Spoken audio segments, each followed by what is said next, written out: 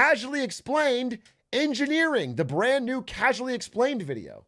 As some of you know, I dropped out of engineering after 1 year to make YouTube videos, which I originally started to try to motivate myself to study for engineering. So like every dropout, I still pretend I had it in me, I just didn't want to. What I like the most about engineering is that it's an extremely practical field. If you ask a mathematician what this symbol means, he'll say, that's pi. It's the ratio of the circumference of a circle to its diameter. But if you ask an engineer what this symbol means, he'll be like, oh yeah, that's 3. Most people know an engineer or two in real life, but don't really understand what they do. To make it simple, when you see a news segment like Russian soldier begs for mercy as Ukrainian grenade drone threatens foxhole, just know that somewhere an engineer is watching with his girlfriend and is pointing at the screen like, yo, I designed that cargo hatch, dude. This is fucking crazy, bro. What a lot of people get wrong is they think that people go into engineering because they like math and science. This is completely wrong. Engineers don't like math and science, they like money. The math and science you have to do is just an unfortunate side effect. Well, everyone starts engineering by thinking, okay, which type of engineering do I want to do? It very quickly and disappointingly becomes, which type of engineering can I still do? In first year, you just take a bunch. This is so true. This is so true from every one of my friends who's an engineer in college. It's just like, it's them trying to switch majors till they find the engineering one they can actually complete the coursework. Yeah, this is the, I mean, it worked for them because the timing was right. It doesn't work now, but this was the web dev pipeline. This is the pipeline for every engineer who starts out in like Chem-E and ends up doing fucking front-end web dev. But, you know, they all made money because it was 2014 and you could fucking get a job straight out of college. Web dev, easy money. Bunch of STEM classes, but then at a certain point, everyone has a come to Jesus moment where they have to decide between buckling down, working on their study habits, and accepting no sex life, or if they're going to transfer to business. From there, you'll procedurally experience harder and harder courses until you fail one, traumatizing you into majoring in whatever was the last thing you passed. For example, software engineers scrape by linear algebra, but struggle once things start physically existing. Civil engineers scrape by statics, but struggle if anything moves. Mechanical engineers scrape by thermodynamics, but struggle when things they're working on become alive and the laws of physics suddenly stop working. Chemical and electrical engineers barely scrape by organic chemistry and quantum mechanics, then shake hands with each other and agree that the cream rises to the top. No one goes to grad school because they all have a C average. This is traumatizing because if you hear someone say, yes, I have a PhD, usually everyone is like, oh, very impressive, you must be very smart. But if they say, it's in engineering, everyone thinks you're an idiot. This is because getting an undergraduate degree in engineering is like buds training for the Navy SEALs. No one there actually wants to go and fight a war. Everyone knows you just have to do it so you can write a book and go on podcasts. Now, engineers are usually very put together, organized, and prepared people who don't like sudden changes to their plans, spontaneity, or having unchoreographed fun in general.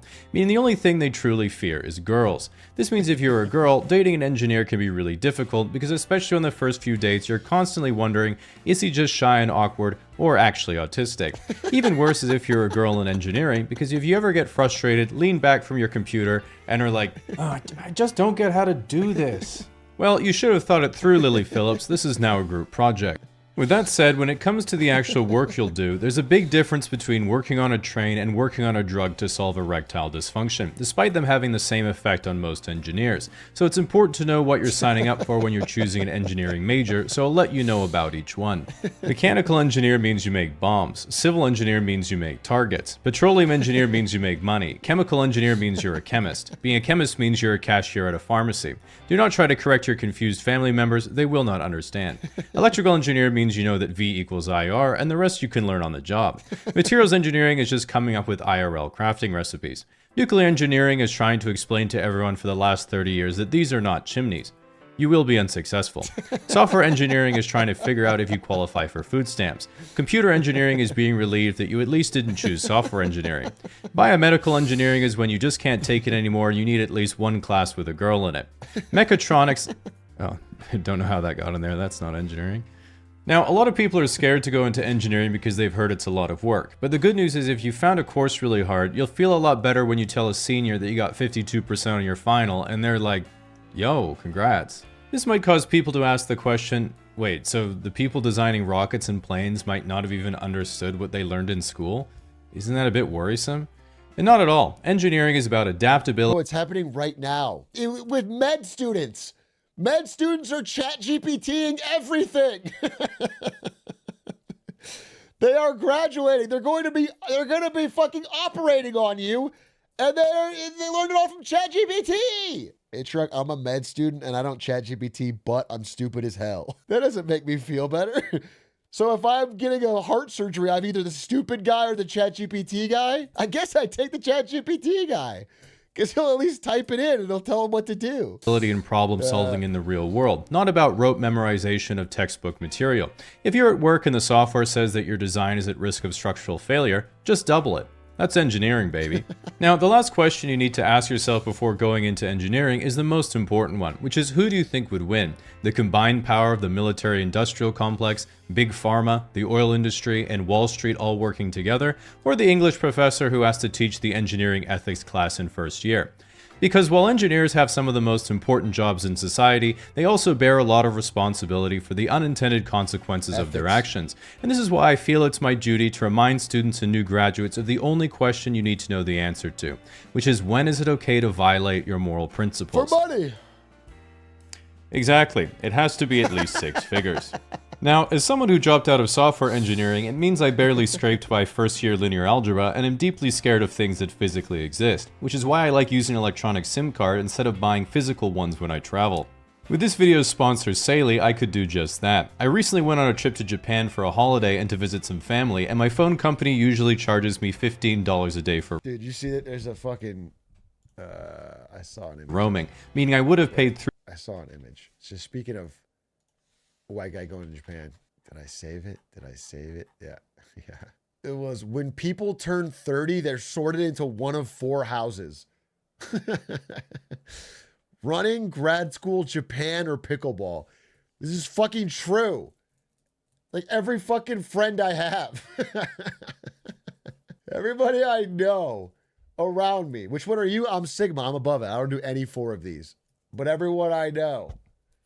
I guess I didn't get accepted into Hogwarts in my example. I guess streaming could be one of them, I guess. But that's more of a 20s thing. I feel like every Zoomer tries streaming once. At least. Oh, I did say I was going to start running. I did say that today. Fuck, I haven't done it yet. But yeah, yes, I am. Look at my channel. Guys, don't pretend like you don't have a fucking YouTube channel. Don't tell me you don't have your old Minecraft videos uploaded. I'm looking at yours. You have a lot of videos. You have a lot of videos. And they are all about what, different fictional presidential runs. Jeb Bush versus Clinton, alt 2016 history. Jeb Bush versus Hillary. Besides, what I would be safe. Is it just you guessing what would happen if Jeb Bush ran against? I would still be safe for Jeb.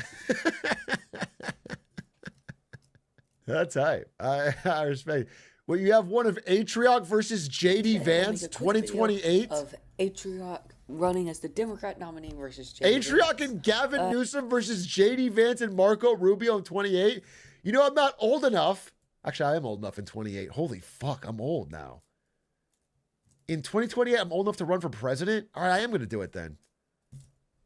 Are you guys ready? I'm going to be fucking president. I'll just lock in. I didn't know it was going to be that hard. Yeah, I'll fucking do it. Holy. Let's do it.